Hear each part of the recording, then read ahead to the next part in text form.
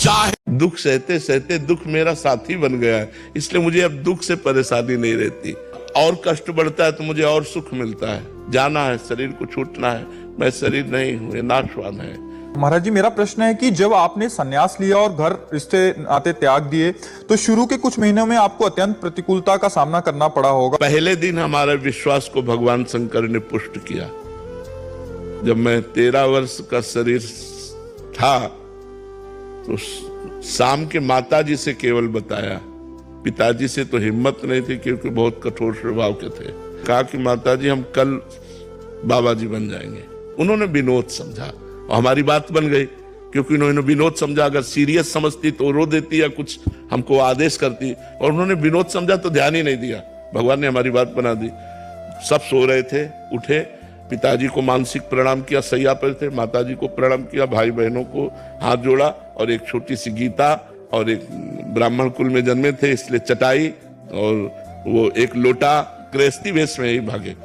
और 15 किलोमीटर चलने के बाद थक गए तो एक शंकर जी का मंदिर आता है नंदेश्वर, सरसौल ब्लॉक में नंदेश्वर महादेव, वहां जंगल में जाकर के रुके।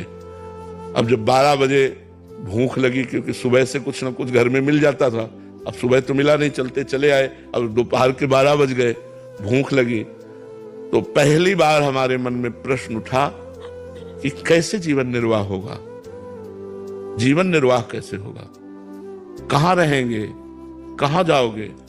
तुरंत हम कहा ये तो हमको परास्त कर देगा प्रश्न। तुरंत हम कहा भगवान जैसे रखेंगे, हम भूखों मर जाएंगे लेकिन घर नहीं जाएंगे, हर कष्ट सहेंगे। इतने में एक आदमी आ गया, हमारे विश्वास को भगवान ने तुरंत पुष्ट किया। एक आदमी आ गया, उसने कहा बच्चा यहाँ एक सूर स्वामी रहते थे, जानते हो क्या? तो हम कहा हम यहाँ नए आए, हम जानते किसी को नहीं।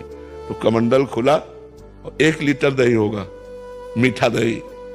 अब हम वापस नहीं ले जाएंगे, उनके लिए लाए थे, वो है नहीं, तो आप पी लो। वो संत कहीं चले गए होंगे। तो हमें सब कुछ लगे, हम कहा हम क्यों पी ले? बोले नहीं पी लो, महादेव जी की ऐसी इच्छा है। उसी लोटे में डाल के 3-4 लोटा निकला, छोटा लोटा था। और जब वो गए तो 1 लीटर दही में खूब छक गए ना।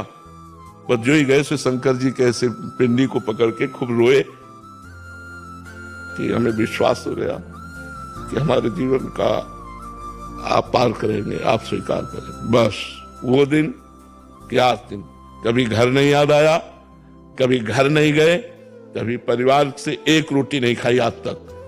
तो दुख तो हमारे जीवन का मित्र रहा है, और वही मित्र हमको भगवान से जोड़ दिया। दुख सहते सहते दुख मेरा साथी बन गया है।